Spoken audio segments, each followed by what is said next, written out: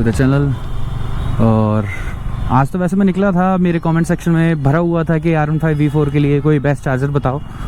तो बस मैं तो निकला था अपने चार्जर की वीडियो बनाने के लिए, जो सिमटेक का चार्जर है मेरा। बट रास्ते में क्या हुआ कि मुझे याद आया बहुत दिनों से मेरी जो बाइक की 4th सर्विस है, जो फ्री सर्विस है, वो पेंडिंग पड़ी हुई है। तो मैंने कहा प्रॉब्लम इस चीज़ की है कि यामाहा वाले ना बुकलेट के बिना सर्विस नहीं करते, और अगर बुकलेट के बिना सर्विस होगी ना तो वो फ्री में काउंट नहीं होगी, वो पेड सर्विस होगी और उसके लिए आपको पैसे देने पड़ेंगे। अब मैं वापस घर गया था बुकलेट उठाने के लिए, वो तो खैर ये घर से 5 मिनट की दूरी पे यामाहा का सर्विस सेंटर है, तो इस वजह से इतनी दिक्कत होती नहीं। ठीक है, तो बात करेंगे आज के 4th सर्विस में इसकी क्या क्या हुआ और कितना खर्चा आया हमारा 4th सर्विस का। क्योंकि इसकी जो नई बाइक के साथ 4 सर्विस ऑफ़र होती हैं, उन 4 सर्विस में से ये लास्ट सर्विस है। इसके बाद या तो मैं AMC लूँगा या तो पेड सर्विस करवाऊँगा। तो इसके 1st फ्लोर पे शोरूम है और 2nd फ्लोर पे सर्विस सेंटर है। तो ये रहा अपना सर्विस सेंटर।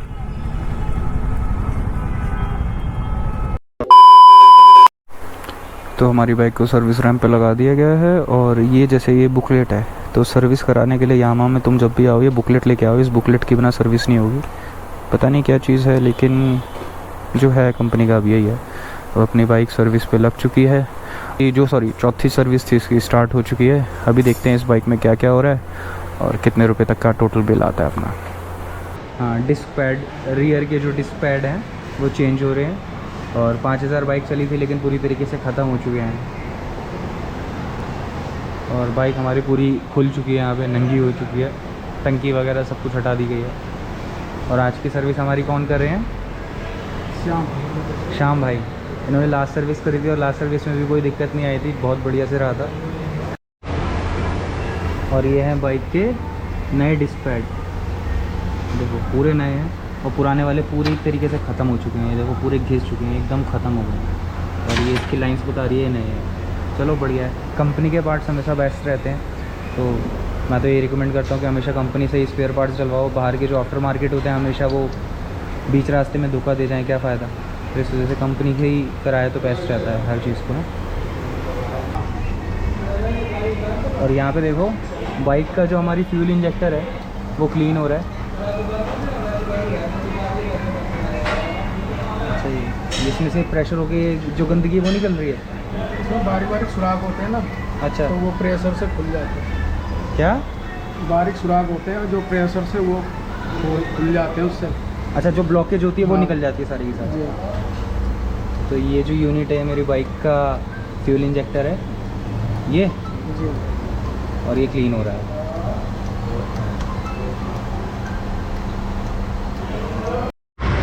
तो यहाँ से हमारा टैंक खुला था और यहाँ की साइड से जो फ्यूल इंजेक्टर था वो निकला था। भैया ने वहाँ पे ले जाके फ्यूल इंजेक्टर क्लीन कर दिया। वो फ्यूल इंजेक्टर दोबारा से इसके अंदर प्लेस होगा और फिर देखते हैं और आगे का क्या क्या होता है। और ये श्याम भाई हमारा फ्यूल इंजेक्टर इंसर्ट कर रहे हैं। श्याम भाई, किस वजह से फ्यूल इंजेक्टर ख़राब हो सकता है? ख़राब नहीं होता, यह 6,000 पे क्लीन होता है। इसमें ना बारीक सुराख होते हैं, अच्छा, जो कंपनी कहती है 6,000 पे क्लीन करने के लिए। नहीं, बहुत सारे लोग अपना फ्यूल इंजेक्टर ख़राब कर लेते हैं ना, कम फ्यूल रखने की वजह से। वो कम की वजह से होता है या पानी होता है फ्यूल में जब होता है ख़राब, इस वजह से।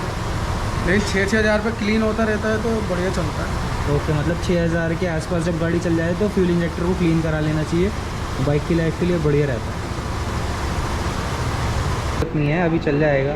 तो चलो, यहाँ पे तो कुछ बढ़िया लगता है। अब सर्विस सेंटर में आने के बाद यही फ़ायदा है कि बंदा जो बता सकता है कि हाँ बढ़िया तरीके से, कि अगर आप यही चीज़ में आफ्टर मार्केट जाओगे वो कहेंगे नहीं लगवाना ही पड़ेगा तुमको, और तुमको भी इतनी नॉलेज नहीं होगी तो तुम लगवा ही लोगे। तो चलो, इसके पैसे तो अब की बार बच गए हैं। नेक्स्ट सर्विस में लगाना पड़ेगा क्या भैया? ये 10,000 रुपये। 10,000 रुपये, मतलब अभी बाइक 5,000 चली है, 5,000 और चल जाए तब इसको रिप्लेस कराएंगे। चलो बढ़िया है। ये सारी चीज़ें हो गई हैं और इंजेक्टर क्लीन हो गया है, फ़िल्टर क्लीन हो गया है। और सर्विस का एक ये चीज़ और देखो कि मतलब अंदर जितनी भी डस्ट वगैरह थी भैया ने पूरी अच्छी तरीके से क्लीन कर दी है। मैंने तो अभी खैर वीडियो बनानी स्टार्ट करी है, पर ये भैया ऑलरेडी पहले से कर चुके थे। जो नीचे की चेसी वगैरह पे डस्ट थी वो उन्होंने रिमूव कर दी थी। टैंक वगैरह भी भैया ने अच्छे से क्लीन कर दिया। तो मतलब हाँ, सेटिस्फेक्शन तो है यहाँ पे काम करवा के ना। बाकी जो लोग ये कहते हैं कि नहीं सर्विस सेंटर से नहीं करानी चाहिए, तो भाई बहुत बड़ी गलती कर रहे हो तुम, क्योंकि सर्विस सेंटर में जिस भरोसे के साथ काम किया जाता है ना, वो भरोसा बाहर नहीं मिल सकता, आफ्टर मार्केट बिल्कुल भी नहीं। और यहाँ सर्विस सेंटर में आके मुझे देखो क्या देखने को मिला, track day. Jodha international circuit में BIC जो अपना है, ठीक है, इसमें 1000 रुपये की ये वेलकम किट दे रही है, लेकिन ओनली फॉर R15 है। तो ये चीज़ बढ़िया लगी कि मतलब ये FZ वगैरह वहाँ पे अलाउड नहीं होगी, तो बढ़िया है यार ये चीज़। कुछ एक्सक्लूसिव भी तो रहना चाहिए ना R15 के लिए, क्यों भाई? सही कह रहा हूँ ना मैं? तो टाइम हो गया है 5:50, हमारी बाइक की सर्विस चल रही है। थर्ड सर्विस जो थी वो आधे घंटे में ख़त्म हो गई थी, लेकिन फोर्थ सर्विस में बहुत सारे मेजर चेंजेस हैं, मतलब बहुत सारी चीज़ें चेक करनी पड़ रही हैं और कर ही लेनी चाहिए यार। मेरी लास्ट सर्विस है, इसके बाद जो भी कराना पड़ेगा पैसा देके कराना पड़ेगा। और पैसा देके कराने के मामले में तुमको पता है ना हम लोग कैसे होते हैं इंडियंस, हम ये सोचते हैं कि मुझे लगा मेरी बाइक उड़ रही है।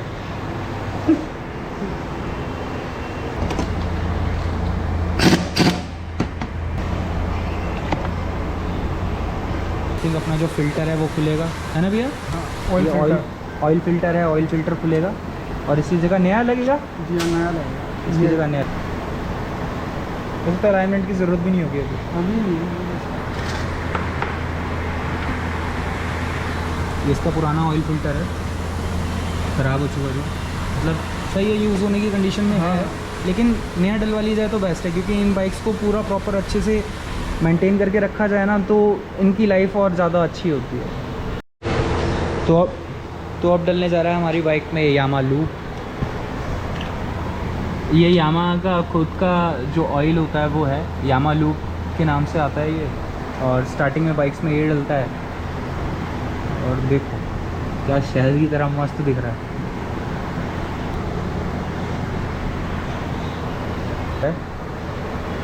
कितने लीटर होता है ये? 1 लीटर? 1 लीटर कंप्लीट 1 लीटर होता है। ओके। तो जो बेसिक सर्विस थी वो तो हो गई है, बाइक हो रही है पैक। अब जो थोड़ा बहुत क्लच की ट्यूनिंग वगैरह रह गई है, जो मेरी बाइक में थोड़ी सी दिक्कत आ रही थी, अब वो होगी। और बाकी तो सारी चीज़ें कंप्लीट हो चुकी हैं। बाकी ये थोड़ा सा एक पैनल गैप दिख रहा था मुझे यहाँ पे बैकलाइट के बीच में, तो ये थोड़ा मैं फिक्स कराऊँगा। बाकी सब क्या है, सब कुछ बढ़िया। और जैसा कि मेरी बाइक का जो कूलेंट का लेवल है बहुत लो हो गया था, और यहाँ पे कहीं पे नीचे है और यहाँ पे कूलेंट का लेवल होना चाहिए। तो अभी क्या हो रहा है कि कूलेंट का जो टॉप अप है वो हो रहा है, और ये भी यामा का अपना कूलेंट आता है, यामा लूप का। में थोड़ी चैन की प्रॉब्लम थी, ये चैन ना ढीली हो रही थी, तो बस अब भैया चैन टाइट कर रहे हैं।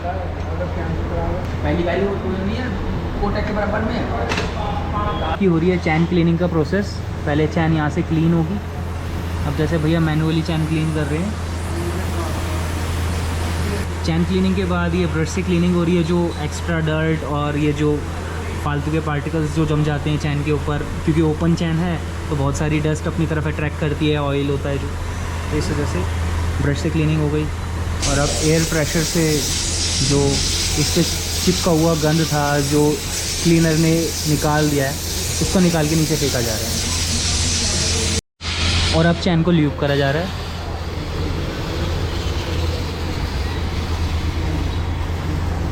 वैसे चैन ल्यूब का जो सेट है वो तो मैं ले आया हूँ, चैन क्लीनर, चैन ब्रश और लुब्रिकेंट, पर कंपनी से करा लो, क्या जा रहा है, 200-250 रुपये तो लग रहे हैं, और पैसे का पेड़ है हमारे पास।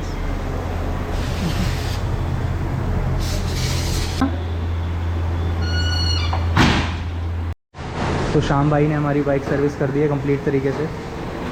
अब बाइक जाएगी वॉश होने के लिए। तो जो अपनी बाइक है वो पीछे वॉश हो रही है और हमारा बिल जनरेट हो चुका है, वो मैं दिखाता हूँ बाद में। पहले मैं करके आता हूँ नीचे पेमेंट, और चलते हैं नीचे फर्स्ट फ्लोर पे इनके।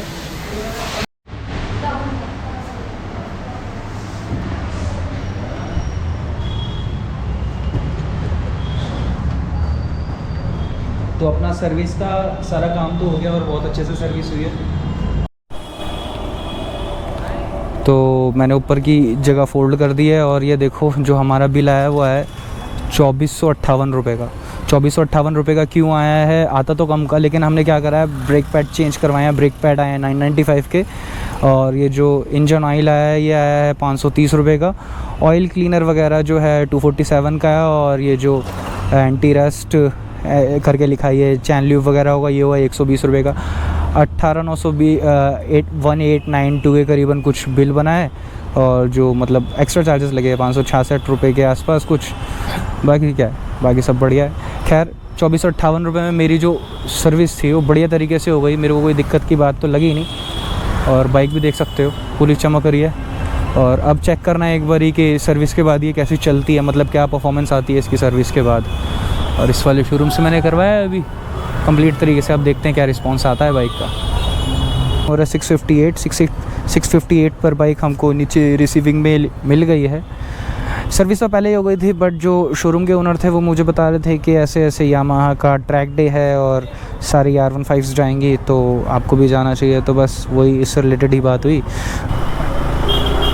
ओके, अभी बाइक लेते के साथ ही भैया ने मुझे मना करा है कि एकदम इसी ब्रेक मत लगाना, क्योंकि होगा कोई सीन।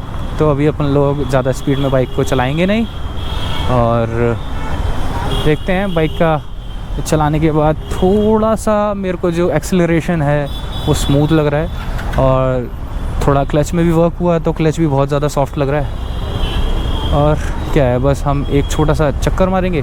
मेन दिक्कत आ रही थी सर्विस से पहले वो ये थी कि जो गियर शिफ्टर है ना, वो मतलब फर्स्ट और सेकंड के बीच में न्यूट्रल में टकरा था। वो थोड़ी प्रॉब्लम अभी सॉल्व लग रही है, लेकिन अभी मैं इसको ज़्यादा तेज़ भगा नहीं रहा, तो इस वजह से अभी मुझे कुछ पता नहीं चल रहा। क्योंकि मैंने 2-3 बारी नोट करा है, जब मैंने बाइक लीन करते करते फर्स्ट और सेकंड गियर के बीच में न्यूट्रल में ना गियर फंस रहा था।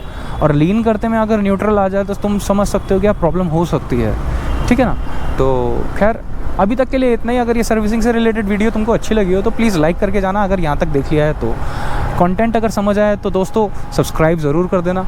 और अगर तुमको सर्विस से रिलेटेड यामा के पार्ट्स हैं उनसे रिलेटेड या किसी और चीज़ से रिलेटेड भी अगर कोई वीडियो चाहिए तो नीचे कमेंट सेक्शन में बताओ कि तुम्हारे साथ यामा का या और किसी सर्विस सेंटर का एक्सपीरियंस कैसा रहा है। Thanks for watching, love you all, bye bye.